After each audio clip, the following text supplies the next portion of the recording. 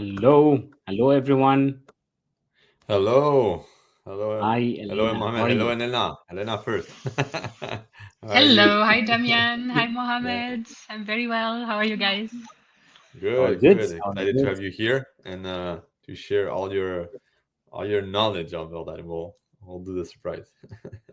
Yeah, It's yeah. a real Let's pleasure for me to be here. our pleasure. Our pleasure. Let's start. Welcome our audience. Hello everyone, and welcome to another episode of The Day After Tomorrow Season 2, where we explain the ideas, technologies, and the leaders shaping the future through the lens of AI or artificial intelligence. Today, we have Elena who will talk about the AI for inclusion. And let me introduce her in very short words, and we'll leave the floor for her to express more about her background and experience. Lina is an international recognized expert in the AI policy, digital transformation, and inclusion innovation with over a decade of experience advising governments, multilateral institutions, and tech organizations. She has led a strategic program across Europe, Africa, and the Middle East. Welcome, Elena. Thank you so much, Mohamed. Again, thank you so much, Damien, for having me on this moment live. I'm super excited to be here and to share more with the audience. I am currently connecting from Vienna, Austria. And so I would like to also welcome the audience from wherever everyone is connecting. So welcome to this talk, and I hope to have a very interactive session. There will be a function, of asking questions at some point or sharing comments. So feel free to do so.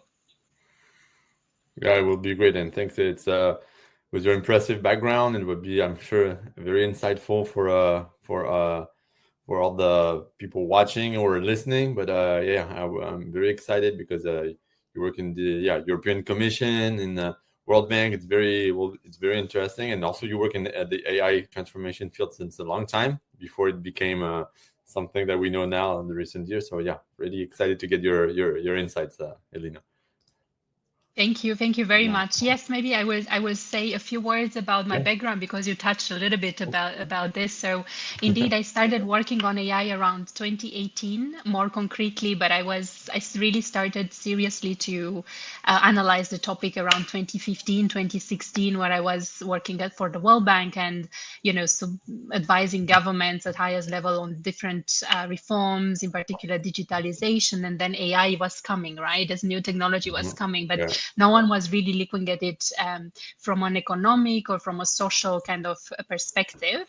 So yeah, that was the key trigger for me, and that took me to creating AIDA, which is a non-profit organization dealing mainly with youth, but also it took me to different parts of the world, as you were saying, advising governments, but also working with the private sector on this topic through the lens of inclusion, of ethical AI, Mm. and lens of AI for good in general. And yeah, so I had a chance to be active across Africa, across the Middle East. We were just discussing this before in Kuwait and in the region, but also in Europe and a little bit in Asia as well. So I really hope I can bring something to the discussion. Thank you, Elena, for You this want- great introduction. Yeah, thank you. But let's, this word inclusion is always there, even before the AI. But when we talk about the AI, let's start with this basic foundation, even for us to learn more about this. What does it truly inclusion mean in the context of AI? It is a very good question. And as you were saying, I think it's also a little bit of a cultural one, depending where you position yourself, on planet Earth. You may have a different approach to inclusion, a different understanding. And then if you add the lens of technology, that makes things maybe even more complex.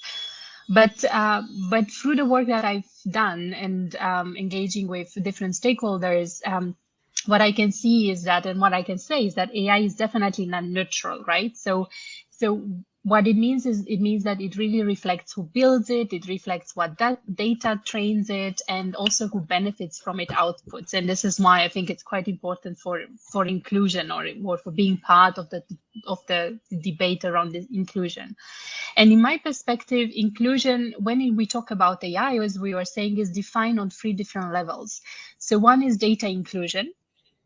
So we are talking about equitable data sets. There are so many AI failures that come from skewed training sets. Basically, if you give, we have an example of facial recognition in very well developed countries as well. In the Netherlands, we had in Austria a few years back a problem like this, and in other places. So we definitely see this being an issue and a potential discrimination if the data set is not properly trained and trained on clean data or unbiased data. Then the second level, I would say, is the talent inclusion. And this is, I think, a big topic across the world and across the board. So building systems with teams that reflect the diversity of the people being served is quite key, right? So you want to have in your team the right talent, but also the right diversity in terms of talent to make sure that the model is really reflects those served. And then the third level is the outcome inclusion. So, and here, the questions that I think someone should ask themselves building an AI model is, what are the benefits of AI? Are the benefits of AI evenly distributed, right? When you build such a system, who gains, who gets harmed? Because there is a potential for doing this if if the system has not been built with this in mind, basically right from the beginning. So in my opinion, these are the three levels that really matters when it comes to inclusion. And in particular, why it matters from my perspective is that historical bias can be coded into tools, as I said, right? So predictive policing, recruitment filters, we've heard so many stories about this, and also social benefits distribution being misdistributed basically based on this. So it's super important to be aware of this. The second is also inclusion ensures legitimacy of government and tech actors. And this was quite interesting to observe in many governments across the world. So basically in societies where public trust is low and where technology has historically served the privileged, visibly inclusive AI policies and systems signal that governments are acting in the public interest. So if your system is inclusive in terms of data, in terms of the talent, but also in terms of the outcome, that can help build and sustain that trust. So I think without this legitimacy, resistance to AI, from misinformation to civil unrest, we've seen different variations of results in this sense, can really stall adoption and harm vulnerable communities further. So it's super important. And the last one, last but not least, is economic opportunity. So inclusive AI unlocks new markets, and everybody talks about that and reap the benefits of amazing AI. However, inclusive AI systems are not just about fairness, in my opinion. They are also engines of economic growth. So when designed to serve underserved populations, so if we go back to the outcome I was mentioning before, like rural farmers, informal workers, people with disabilities, youth and women in unprivileged communities, the solutions, they really open up demand for new services and platforms. And here there are tons of examples that we could talk about. I would just like to mention one, for instance, a mobile-based AI advisory tool in agriculture. Agriculture being one of the sectors, especially in developing countries, absorbing quite a lot of this technology, like Ulangizi in Ghana, are opening agtech markets in areas never reached by traditional services. So there are also, we could also talk about health AI or inclusive health AI that create opportunities for social enterprises to deliver diagnostics to last mile clinics. So really clinics or small offices of clinics in very remote areas. Plus, inclusive AI stimulates also local job creation. If you think of data labeling in local languages, chatbot design and regional data collection, these are all jobs that can be basically, picked up in these environments and sustain job, maintain and reinforce job creation, but also kind of be part of the inclusive AI discussion that we are having. So these are some of the elements, that I kind of see and think about when we're talking about inclusive AI or inclusion in AI. Of course, the discussion is much broader. But these are kind of the elements I'm dealing with on a daily basis, let's say. Yeah, you have a lot on your plate, I would say, because it's a different, all the different, segments. It's interesting how I like a lot how you segmented, like also, or explained the three, like the data, the Mhm. outcome. It's very, the And the talents, talent, yeah. the talent and the data. The data, we always say, we say it on the show, like no data, no AIs, and we understand, and we worked on some project, where the data is so important, and you were saying, like, the inclusion, where does it come from? Is it not like crappy data that you cannot use, where like, because you can do a lot of things, and some data you cannot, you can have them, but are you allowed to use it? Is it good to use it? And also all the, there can be a lot of biased interpretation of some data. Where does it come from? Which the AI can do things, and AI not. So it's very, I like the way you approach it, and you put it under the inclusion. That's very I like that, and also the outcome. You're right. What does it bring? So you have to think of it. Who does it help inside the team? We always say, like, the outcome. Do we replace the job with the AI? No, but how can we, in inclusion? I think it goes there. How does the outcome can be? No, how can we leverage better the human, or be more creative, instead of like missing out of jobs, or talent, as you were also saying. So Yeah. thanks a lot. It brings a new way of thinking of inclusion, or you explained it very, very well.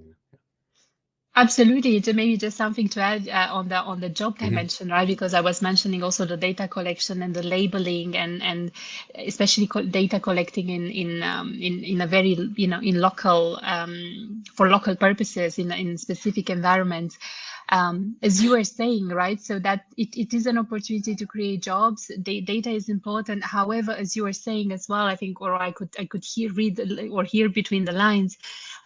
They go hand in hand with the skills, Mm. and with an approach from the government side to have the right policies and strategy in place to upskill, citizens, and make sure that they Mhm. are part of this AI evolution. So as you were saying, we don't want to replace, we want to enhance and create. But technology by itself cannot do that. So you definitely need the right programs and the right strategies in place in different sectors: education, healthcare, Yeah, yeah. employment, etc. Yeah. And it's probably because it opens a lot of things in my mind. Like last time I was in Yeah. a Uber, last week I was a Uber with a driver, and AI touches everybody. And he was saying he was a Uber driver. He was also working as an electrician, electricity handwork. And he was telling me how much I was doing. I was telling him what I was doing, and he jumped on it like he was using AI, and like he's using a driver. He's an electrician, but he was using AI for his personal stuffs, for his Hmm. money management, personal expenses. So he knew how to Hmm. take photos, put it in ChatGPT, and have his financial personal planning done every month. So he had his methodology done. So that's where you see that it starts to touch everyone, and it can be used by anyone for whatever sex, whatever race, whatever background, or whatever social impact. So that's where it was he's using AI in a very smart way, and that was very interesting. So it goes back to inclusion, your topic you were talking about. Yeah. Absolutely. And as you were saying, right? So maybe someone who never was really concerned about finances all of a sudden has a financial advisor sitting right there, right? Yeah, exactly. And I read recently a report looking at, and maybe you came across this study as well, looking at what is the main use of AI, of ChatGPT in particular. So what is the Mhm. main function, right? And definitely kind of a personal advisor, a personal assistant was number one, and that can take different shapes, from psychologist, playing the Yeah. role of a coach, or of a counselor, to finances, or just helping prepare vacation and figuring Yeah. out all the hotels. So different uses indeed. Yeah, absolutely. Or even a home staging, you can use, like, you take photos now, you can adapt. So you can use for anybody. It doesn't have to be or techie guys, or or consultants to use it. Anybody, that's something to push from anything we do, from any part of the world. That's where we're in inclusion. That's where Elena's here to push that, to make it happen. Us together, all together. Yeah, us together. Yeah. We are part of it. Coming to that, how do you see that AI can be used, like to bridge the gaps, like in education, employment, healthcare, like in underrepresented communities, for example? It's a little bit linked to what we were saying before. How do you see that? How do you see it can be used? Yeah, in so many ways, so many ways. So let me take it maybe one by one. So in education, for instance, I see so many applications really across different geographies. I'm going to stick maybe to one example related to Africa, to Rwanda, where Rwanda has developed AI tutors in local languages. And this is, and you would wonder, why is that so important? Well, it's quite important, especially in areas where teachers are very short, or very remote areas that it's quite difficult for teachers to reach every day, let's say, or even to not be very appealing to move there. And I think across the board, around the world, we have a shortage in terms of teachers. So it's a big problem.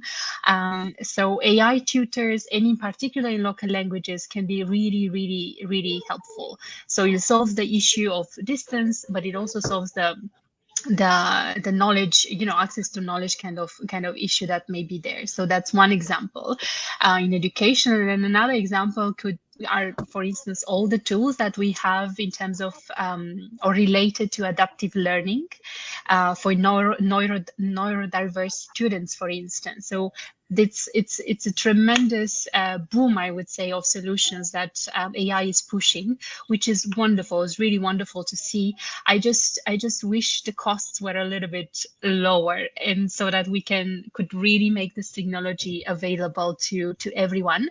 And I'm not the only one saying this. I just read today a very recent report from UNDP on Human Development Index. So annually, or Human Development Capital annually, they are publishing this report, and this year they had a specific focus on AI, and one of the conclusions was that indeed AI is pushing also adaptive learning, and in particular for students with specific needs. However, the costs are still quite high, and in countries or in contexts where governments cannot compensate for the cost, is quite it's sad to have such a great solution but then not be really able to to transfer it and give access to those for whom the solution was actually developed. So that's these are some examples I would say in education, but much more. You can think about developing better curricula for schools, more fun, more interactive. Of course, you need a context, a teacher, a school that can, that is willing to think a little bit outside the box and then start playing with certain things. But it is, the AI can help with that. Now, in terms of employment, I'm going to give, for instance, an example of a voice-first upskilling jobs bot, for instance, for market vendors in Nigeria. So this was a pilot developed in Nigeria, in particular for market vendors with a limited or minimal literacy needed, so no writing and no reading needed, basically just speaking. So we are here talking about the voice first upskilling bots for market vendors, as I said, so in Nigeria. So this was a pilot run in 2024, led by a coalition of local tech hubs and NGOs in Lagos and Kano, where women selling produce and household goods used WhatsApp-based voice bots to access micro-learning content. So the bot built on a local Nigerian English dialects with Hausa and Yoruba audio options. So these are the local languages. Nigeria has many local languages, but these are two of the main ones. basically, so the bot was able to guide users through skills like pricing and, record keeping and hygiene practices, etc. So basically, the AI system used conversational logic, and learners spoke their answers and received feedback, and this is how they were able to improve their production, but also change their business practices, and some of them even opened mobile wallets, which is another step towards financial integration and financial literacy for the first time. So it's an amazing, I think, groundbreaking change and opportunity that AI is bringing, in particular in contexts with low development contexts. And maybe one or two more examples around healthcare. And I know, Mohamed, you are based in the region in Jordan, so correct me if I'm wrong, but I know that a teledermatology solution, which was developed with World Bank support, which is basically helping to diagnose via mobile and skin conditions, in particular in underserved rural clinics that do not have access to a dermatologist. So I think that telemedicine in general, and in particular applications linked to AI, are again another function and another domain where AI is clearly proven, the opportunity AI for good, and is really bridging the gap in terms of access to healthcare in this case. But also we can talk or think about examples for maternal care or chronic disease management, where the same AI is used to identify, potential pregnancy issues, etc. Also in remote areas, very easy to use by, you don't need to be a doctor to be able to use the applications. So in a nutshell, AI chatbots and remote diagnostics are increasingly being used for, as I said, for maternal health in rural and low resource settings. Then we discussed examples around, employment in Nigeria, and then we also saw some examples in Rwanda. I'm bringing, some of those examples from developing countries, but of course there are many applications as well that we see in Europe or maybe in the US, in other parts of the world.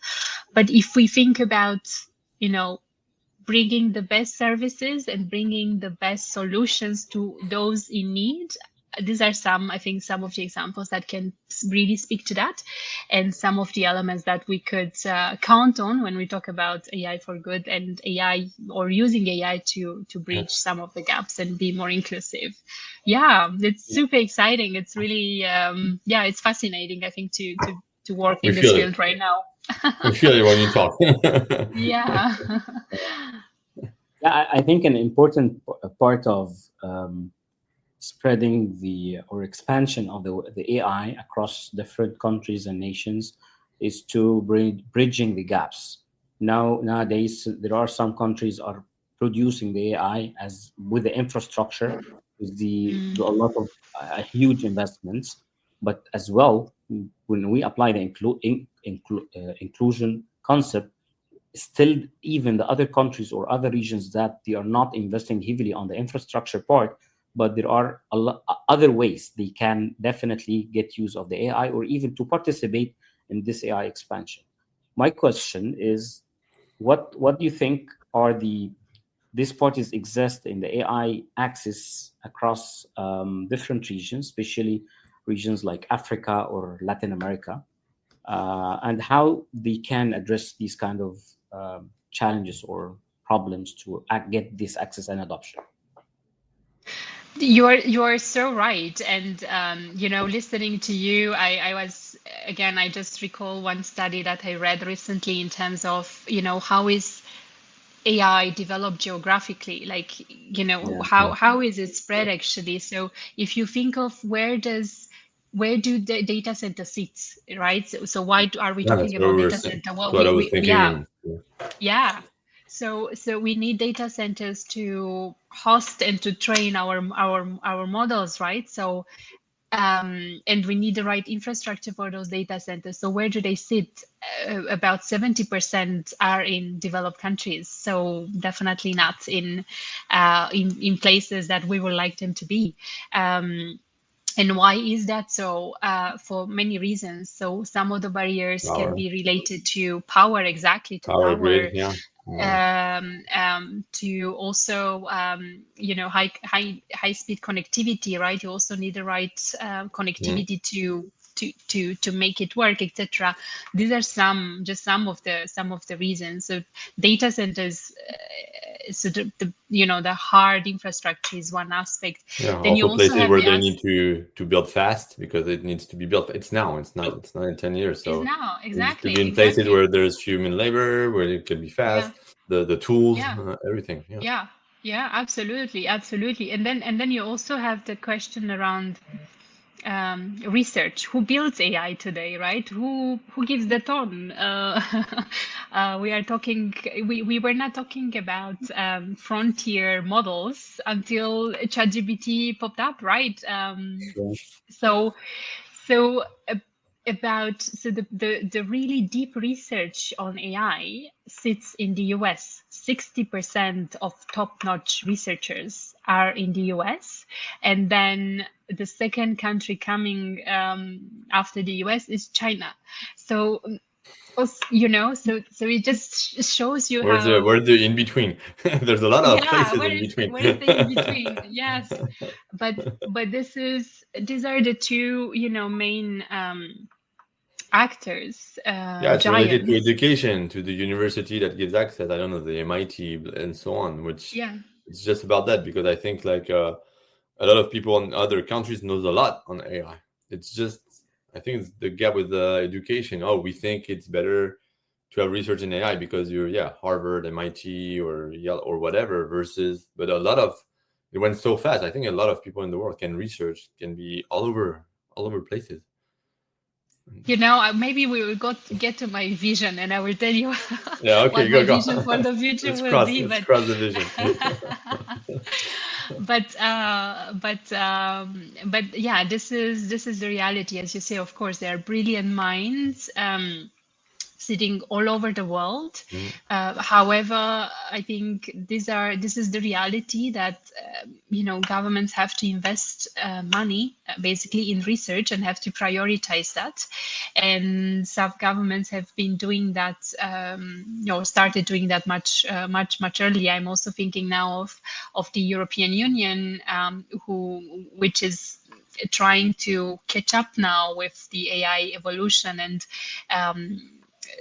Ursula von der Leyen announced in Paris at the AI forum, I think, a new European plan for AI, with the ambition to invest around a few hundred billions in AI, basically in gigafactories and in AI factories.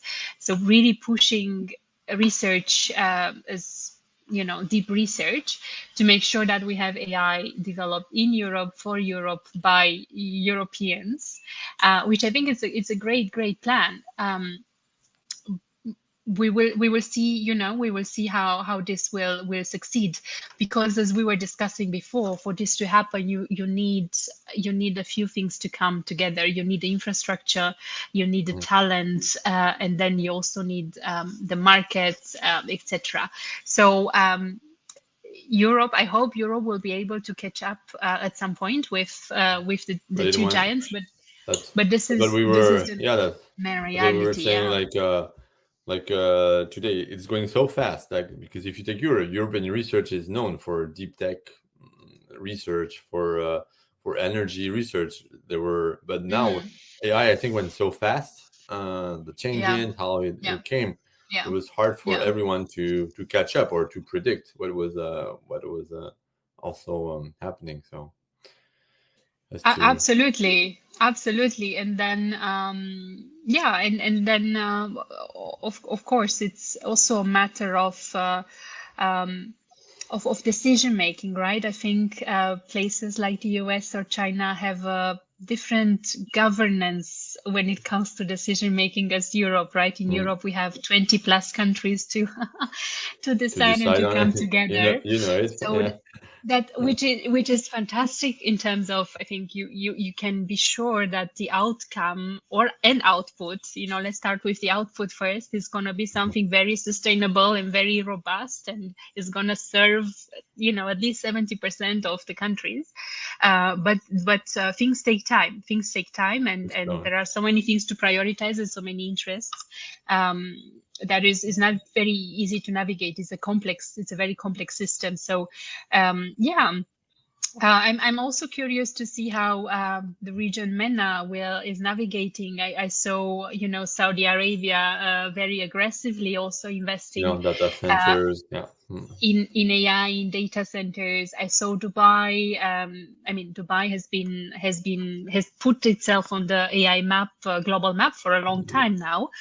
But I saw more recently signing partnerships also with some countries in Africa.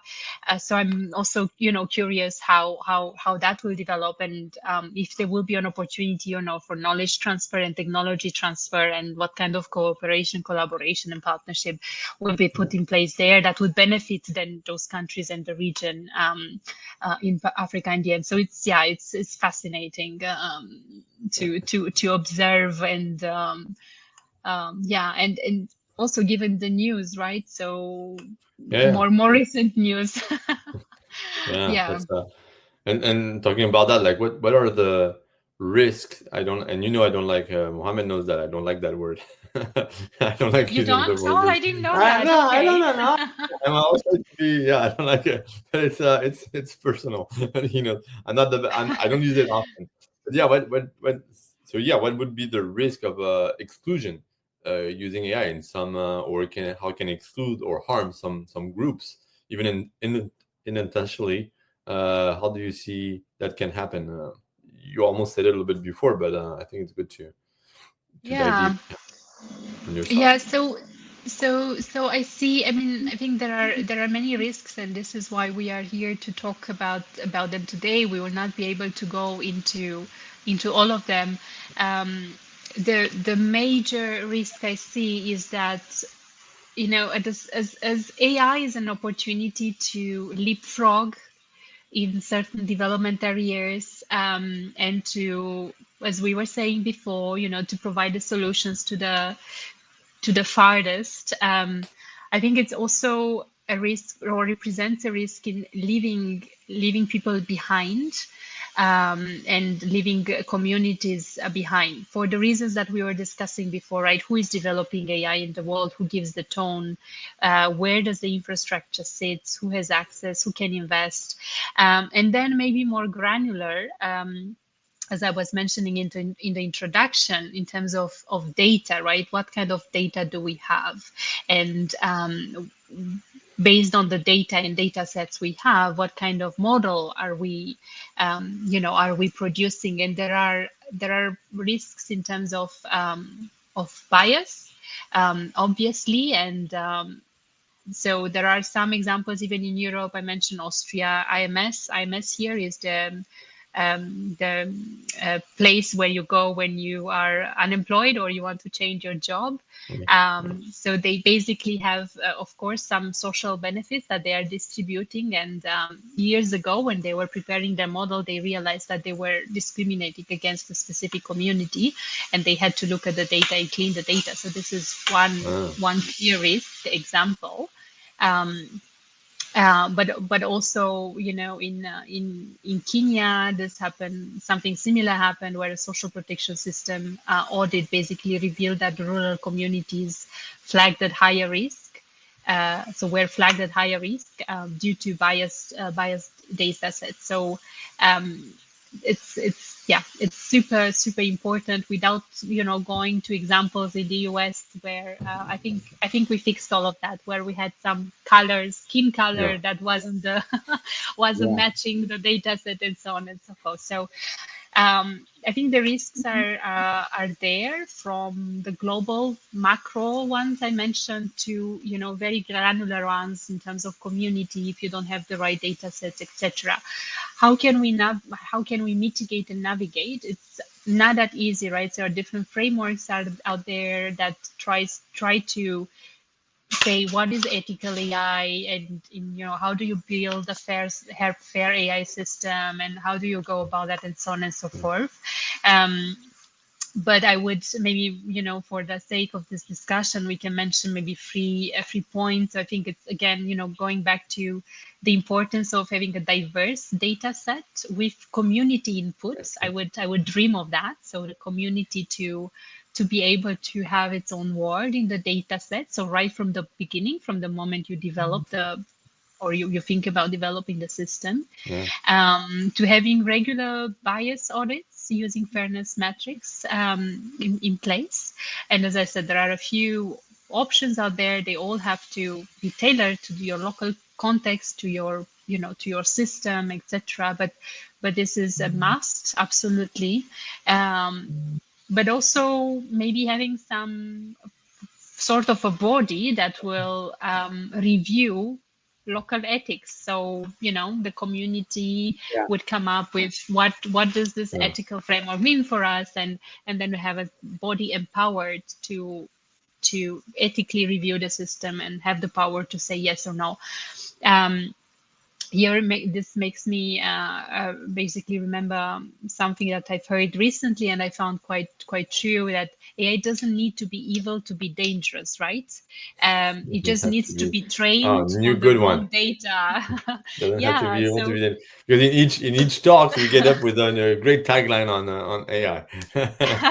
That's a good one. That's a very good one. yeah.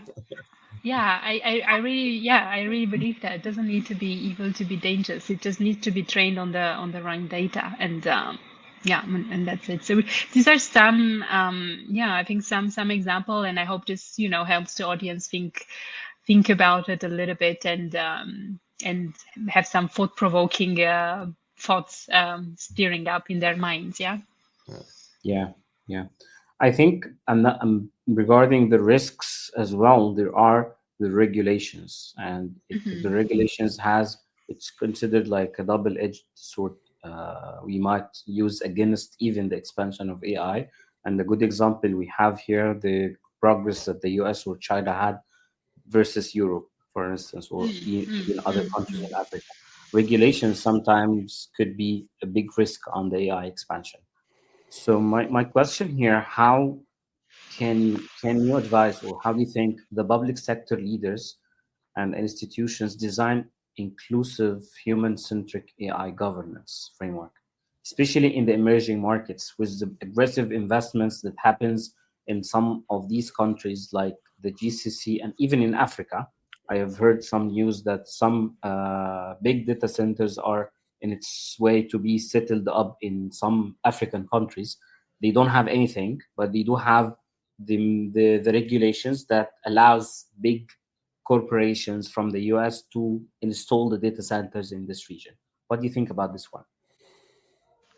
It's another great question. I think emerging markets have now the benefits of other players having played with legislation and regulation around AI already, right? So Yeah, they have so as the historical things. yeah, there is exactly. So there is some precedent, right? There is some Yeah, precedent. so, So they are in a best position, I would say, now to pick and choose, and see, understand what worked in Europe, and why did that work in Europe, what worked in the US, what worked in China, and then decide for themselves, for their context, for their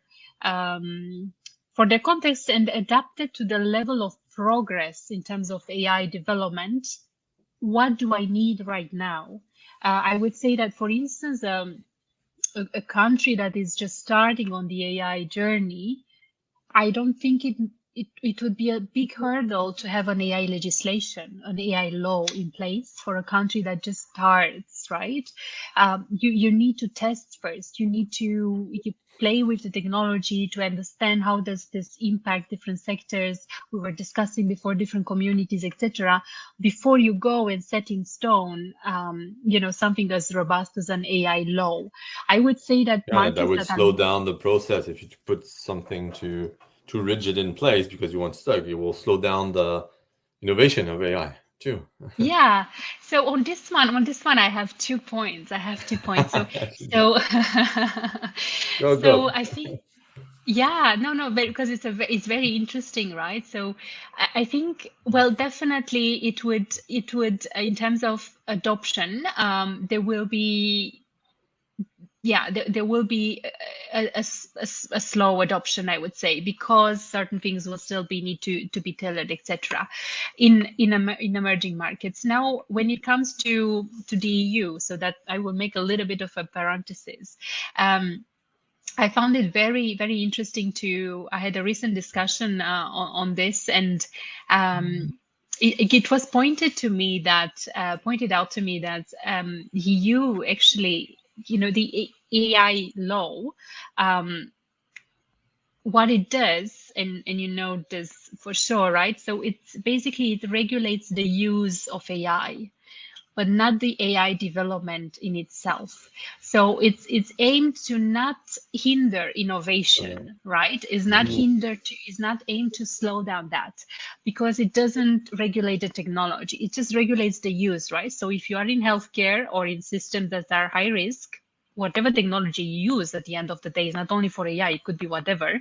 These are some of the things that you have to have in place, or this is forbidden here, right? So I think that was, that triggered, made me think a little bit about it, because indeed EU is the first.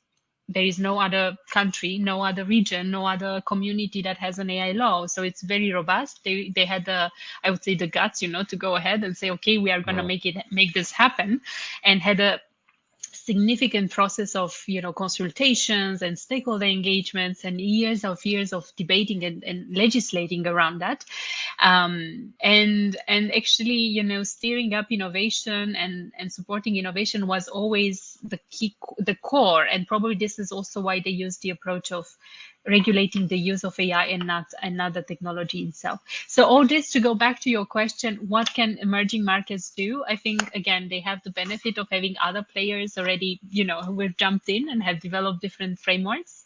They can now understand what worked and what didn't work. It definitely still needs to be tailored to their own context and to their level of development and progress in terms of AI. And maybe one last thing I would like to say is that I find the new development of AI sandboxes just fascinating. I think this is one of the best, inventions we really had. It gives you secure environment to test AI, to test the technology, to test the legislation, to test the infrastructure, and see how things can work. So I would, I would definitely advise any market and any government to make sure they have access to an AI sandbox and start playing with it before putting out any piece of legislation out there. Yeah, that's what we use in sandbox, and the digital transformation technology period. Like, always have sandbox, and we're doing the same with AI, but it's going quick. And and you, no, go ahead, Leslie. So and as we were saying, right, there are different frameworks and different also pieces of legislation, soft, hard legislation that is out there. But however, what I see, some elements that I see across, so some key elements or key principles that those frameworks have in common. There are many, but I would just resume them to 3. I like the number of 3 for whatever reason. I usually always go by 3. I was a strategy management consultant, so that's 1, 2, 3. 1, 2, 3. Yeah. So I would say first one is transparency. It's one key principle that comes across. The second one is participatory process. Throughout the AI development chain, from, as we were discussing before, right, from data collection to data labeling to developing the model to then serving the community. And the third one, I would say local relevance. super important, local relevance, and tech neutrality. So these are some of the key principles that I see as being common elements across different AI frameworks that are out there. Yeah, and you mentioned it a lot. Like you mentioned the youth. Also, we talked a little bit like the consumer inclusion. It's the woman and the youth. And we talked before. We talked about the innovation, but not slow down innovation. How is it essential to include women and youth in all these research, innovation, and also on all decision making? You're a woman, so you're great to talk about it, and I think you're part of the decision making. But wanted to have your can you tell us why it's so important?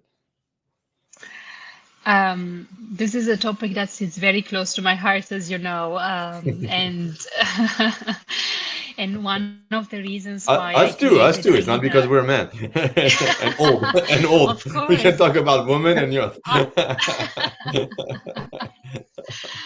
I don't know about the old aspect, but yeah. We're talking for us, not for you, Elena. We're talking Mohamed and I. No, absolutely. I think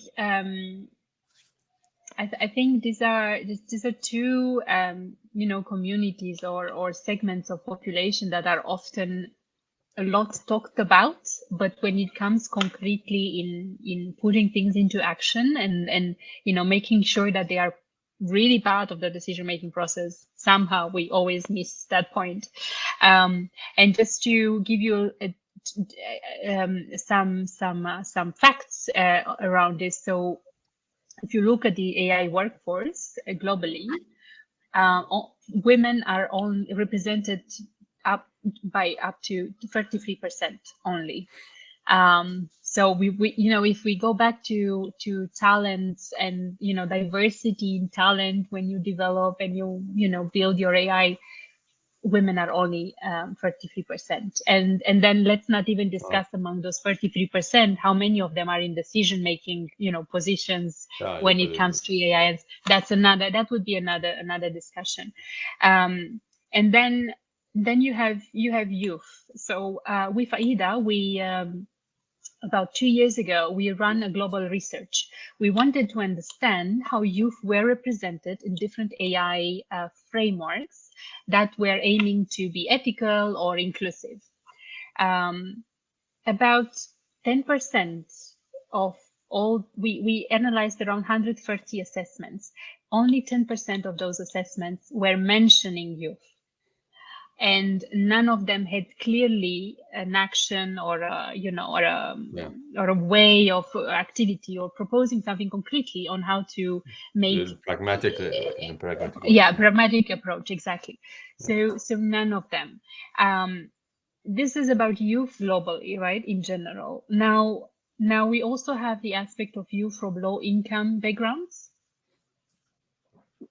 who are often excluded from this discussion, don't even have access to the information, don't even know what we are here talking about, and so on and so forth, because of the socioeconomic circumstances in which they are. The cost of even individual using it has absolutely the cost of all the ecosystem. Absolutely, and we definitely lack inclusive role models and also the right access to mentorship. So I always try to support wherever I see an initiative in this direction, being it for women or for youth, as I consider this to be crucial in terms of really supporting the next generation, but also these communities to access and be part of the discussion. And it's this is as I said, it's a topic that is very close to my heart. And then one last aspect around this is research done by Stanford and MIT.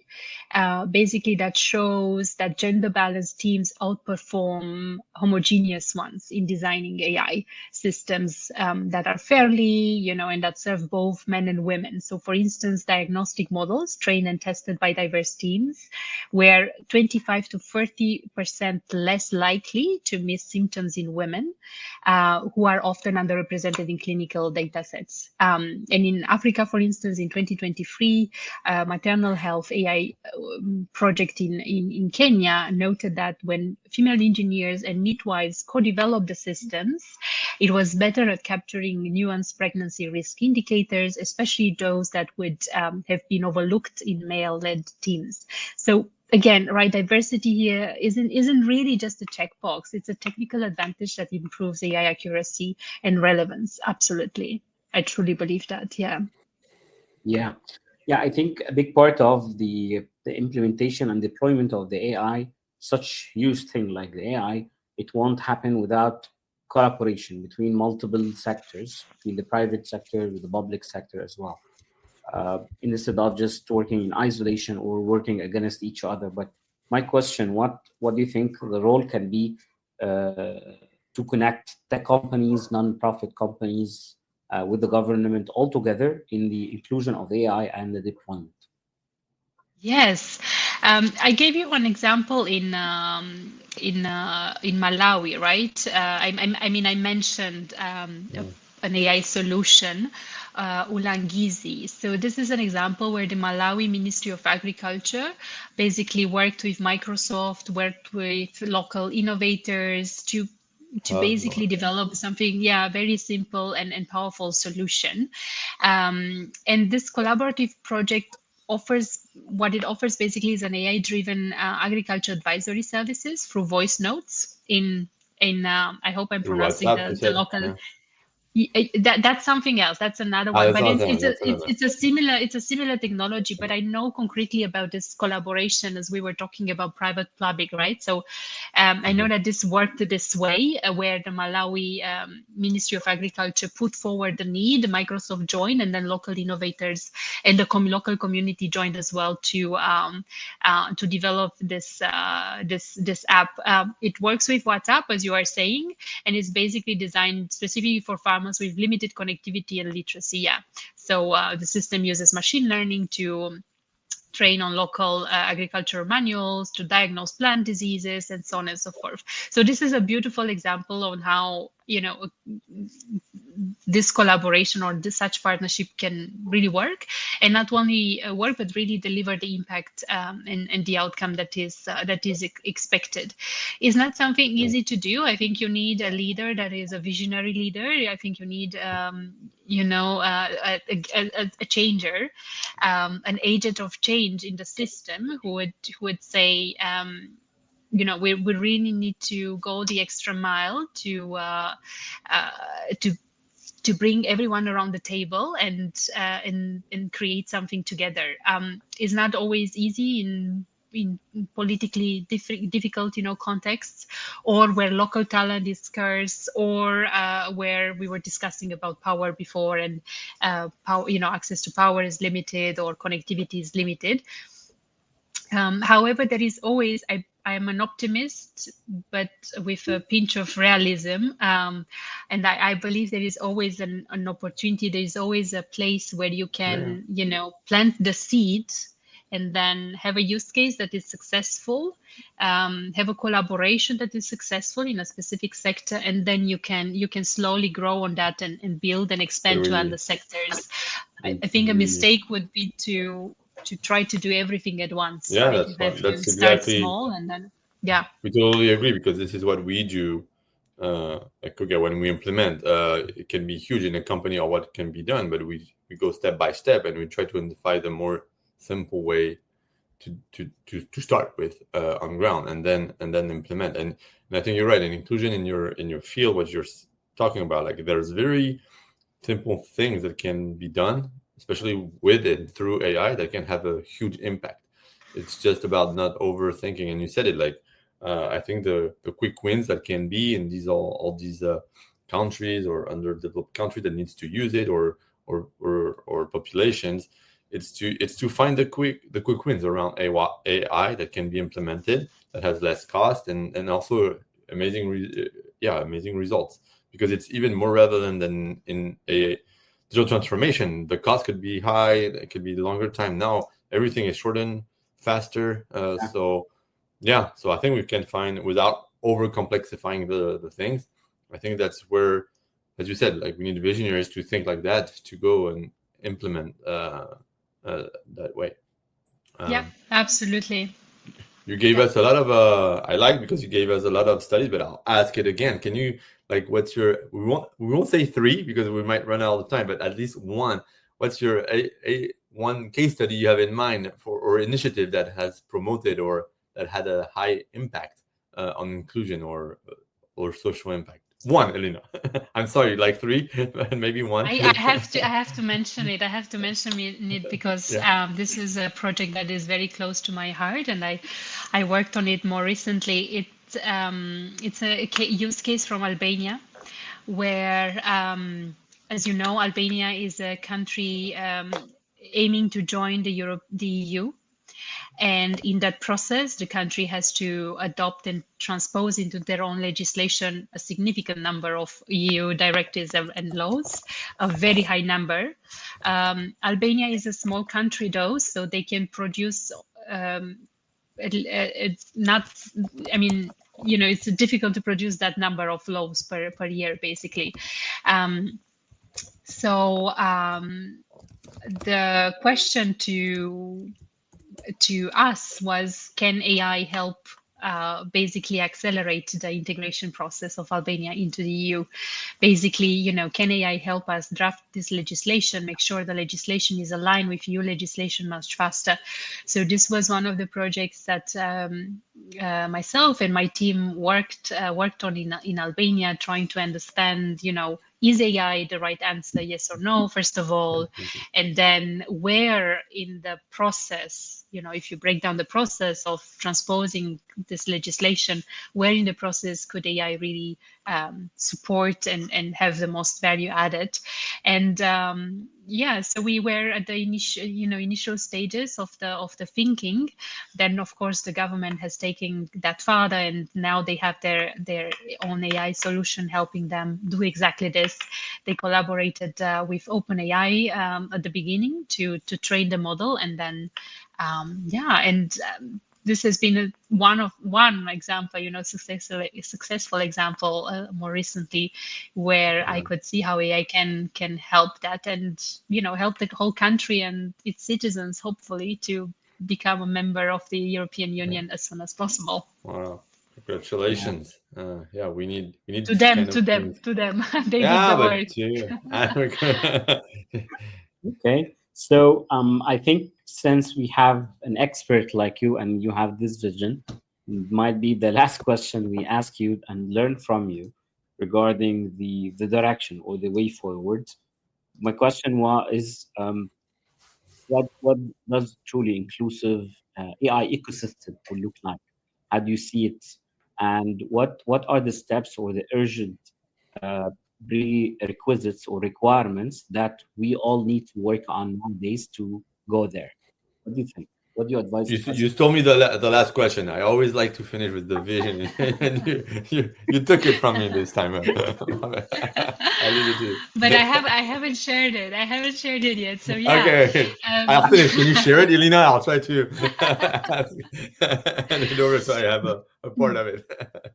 Because made me think, because you mentioned there are so many good people, excellent, talented people everywhere around the world, right, working on AI and doing all this amazing stuff. So I started my first when I created AIDA, the first people I kind of recruited in the organization were from Cameroon and from Ghana.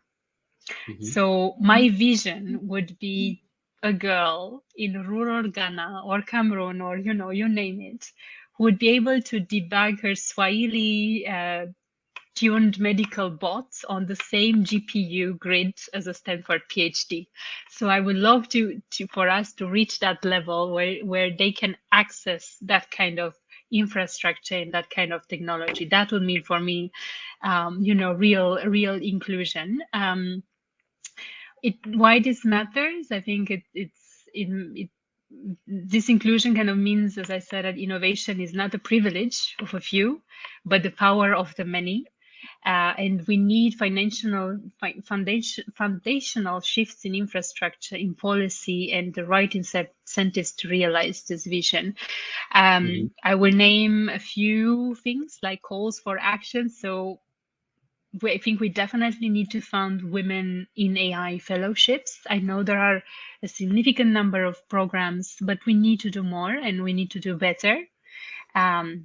I think we need open source local language models. These are super, super important. There are a few countries already working on that. Senegal, Rwanda, Cote d'Ivoire is planning, Benin. These are super important because these are elements on which you can then base on top other solutions, basically. So if you have the local language model, you can then match it with a social protection kind of program, or with an educational program, etc. We need more of that, especially in environments where literacy is quite low, and so on and so forth. Then the third aspect would be to definitely mandate model impact audits. That's not really a thing yet, or not so much. I think is not enough to just audit financial systems and environmental, impact from an environmental impact manner. We need mandatory bias and fairness audits for AI systems as well. So the EU AI law kind of really enforces and strengthens that aspect. But that should be the norm, I think, for many systems, in particular those in healthcare, in education, in welfare, or law enforcement, where we know that these are very complex sectors and very complex systems to navigate. And last but not least, I think we need to build regional compute and data trust. So you were mentioning about some, data centers being built, which I think is very good. We need to do more. So as AI development is increasingly limited by access to compute power and quality data sets, I think this is very important. And having that shared infrastructure like a GPU clusters and ethical data trusts can ensure sovereignty and inclusive AI development. So, as I said, inclusive AI isn't charity. I think it's good design. It's how we build a future that works for all of us, in terms of access to the infrastructure, the talent, and making sure the outcome serves those for whom the solution was developed. Wow, thanks. It's as we say on your vision, let's just make it happen. That's on your... we can. Yes, we can. Yeah, all together. Yeah. That's a very insightful, very adding value for even for me. And I got a lot of insights. You inspired me, and I think Damien as well, with a lot of use cases you mentioned and shared, especially from such emerging markets. I guess a big part of AI inclusion is it opens the door for everyone. It's not like it does definitely require huge investments in terms of infrastructure, but as well, even the countries or communities or regions that doesn't have this big amounts to invest, they still have the room to participate in the AI. But that's very good. And thank you so much, Elena, for being with us for today. sharing also your we felt you're so driven and passionate about it. So thanks a lot for that, and also for like always by 3. I'll get it also that put my thoughts always by 3. Thanks a lot for I don't know a lot for the doesn't have to be evil to be a danger. Yeah, that's the quote of today's talk. The quote. So a lot of and now, but especially thanks for sharing your passion and for thank you. Thanks a lot. Thank you so much for having me. It was a pleasure. Thank you. Pleasure. Thank you, Elena. That brings us to the end of today's conversation. A huge thank you to Elena and for everyone who joined us live. Just I'm reminding you, you can watch the episode recorded on our YouTube channel. And to the people who would like to listen it only for audio and voice, it will be available very soon on our podcast channels like Spotify and Apple Podcast. Thank you Yeah, so follow much. us. You can follow us on Spotify. It's already there. So let's go. We need people to hear and listen. Thank you. Thank you, everyone.